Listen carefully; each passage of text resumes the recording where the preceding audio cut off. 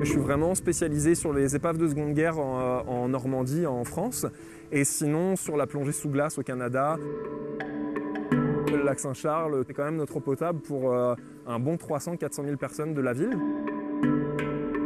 Même les experts scientifiques d'Agiro avec lesquels on collabore avaient aucune idée de ce qu'on verrait. Mais vous n'êtes pas fait la vie facile en commençant par l'hiver. Non, mais c'était ce qui nous piquait le plus, notre curiosité. Qu'est-ce qui se cache justement en dessous de l'eau? Beaucoup de bébêtes. On a beaucoup de poissons, on a des mollusques, on a beaucoup d'écrevisses. On a du brochet, on a de la perche chaude, du crapet soleil. Donc en fait, c'est des poissons qui sont souvent curieux, très colorés. On a beaucoup d'algues, puis on a beaucoup de plantes aquatiques. Et en fait, ça fait des grands herbiers, donc on peut s'imaginer un peu comme dans une forêt tropicale, là, au milieu de l'été. Mais sous l'eau, c'est vraiment un paysage qui varie selon les saisons, comme à l'extérieur. On a des endroits où c'est de la grosse roche, des endroits où c'est du sable, des endroits où c'est juste de la vase.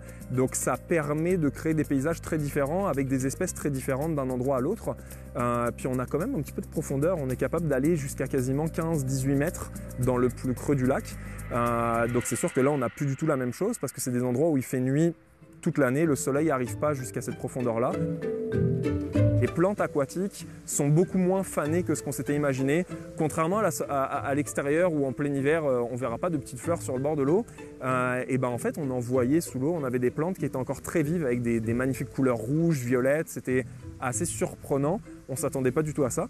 Et ça créait des beaux milieux justement pour que les poissons puissent dormir sans se faire manger par les prédateurs. Donc là, tu as 4 des photos qui vont être présentées dans l'exposition. Vous lancez une toute nouvelle exposition sur le lac Saint-Charles. Qu'est-ce que vous proposez aux gens? Dans le fond, c'est une exposition qui démarre à partir du mois d'octobre. C'est une expo photo de ce qui se cache sous la surface au lac Saint-Charles pour montrer tout ce qu'on ne voit pas quand on est exactement d'ici. Ça va se balader dans les parcs de la ville de Québec. C'est une dizaine d'œuvres. Ça se promène, en fait, on est dans le lac, mais on est aussi un tout petit peu juste derrière le barrage qui est à côté de nous, pour montrer aussi un petit peu l'écosystème qui est très différent de la rivière Saint-Charles. À travers vos plongées, vous montrez souvent le beau, mais aussi le moins beau. Est-ce qu'il est en santé, le lac Saint-Charles?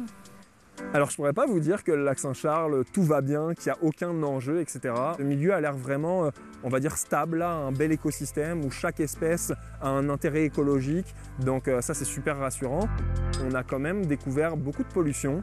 On s'y attendait. C'est sûr qu'ici, c'était souvent de la vieille pollution. C'est pas des choses qui ont été jetées récemment. Ça pose la question de se demander, est-ce qu'on peut les laisser? Est-ce qu'il faudrait les enlever? Des fois, retirer des déchets, ça vient perturber l'eau parce qu'on enlève beaucoup de sédimentation en même temps. Donc, c'est pas toujours positif.